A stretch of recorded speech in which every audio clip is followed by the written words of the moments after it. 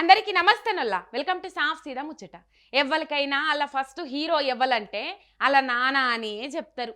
అమ్మ ప్రేమను వంచితే నాన్న మనందరి బరువును ఆయన భుజాల మీద మోస్తాడు.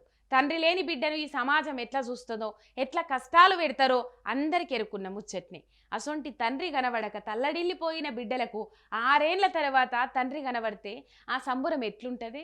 ఇగో ఇట్లుంటది. కన్న తండ్రికి దూరమైన బిడ్డలు 6 ఏళ్ల తర్వాత తండ్రిని కలుసుకున్న ముచ్చట హైదరాబాద్లో అయింది. అది కూడా ఒక అనాథాశ్రమంలో తండ్రిని చూసిన ఆనందంలా బిడ్డలిద్దరూ తండ్రిని హత్తుకొని కండ్లల్లో నీళ్లు తీసిండ్రు.